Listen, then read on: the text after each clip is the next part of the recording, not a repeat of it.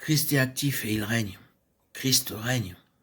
En plusieurs occasions, il est dit que lors de son ascension, il s'est assis dans le ciel.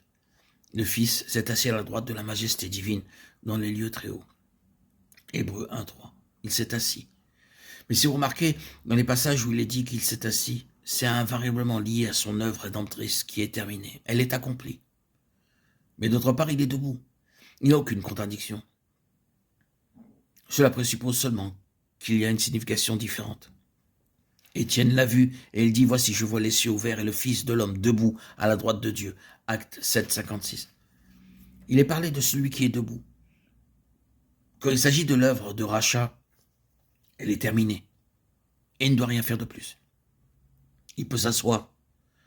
Quand cela concerne une affaire liée à l'œuvre de rachat, ici dans ce monde, c'est à ses pieds, mais si un défi est lancé à l'égard de ce qu'il a fait, il se lève. Étienne était en présence de ce défi et le Seigneur exalté s'est tenu debout à cause de son témoignage. Il est actif, c'est une réalité. Il n'est pas seulement assis, attendant passivement que ses ennemis soient mis sous ses pieds. C'est lui-même qui les met sous ses pieds. Il est debout pour mettre en évidence ce qui a été réalisé. L'activité du Seigneur qui règne peut être considérée de plusieurs manières. Nous ne ferons seulement que le mentionner. Premièrement, il visite les nations pour en tirer un peuple pour son nom. Acte 15-14. La grande illustration dans l'Ancien Testament, bien sûr, c'est Israël. En Égypte, faire sortir un peuple pour son nom, c'est une immense affaire.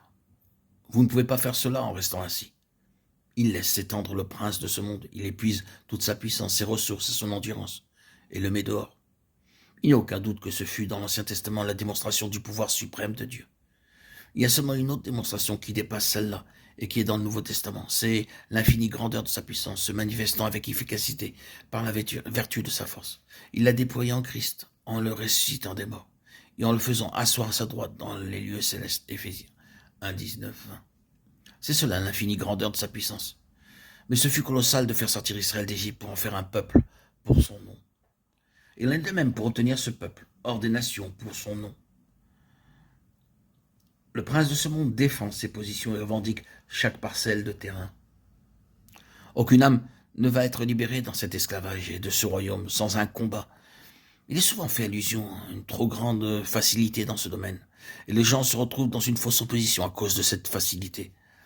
Si nous avons l'expérience de cela, nous savons que nous devons aller devant le trône en faveur des âmes pour le faire sortir de ce royaume. Peut-être avez-vous une certaine expérience de ces endroits sur la terre où le prince de ce monde a une terrible emprise et beaucoup de moyens à sa disposition.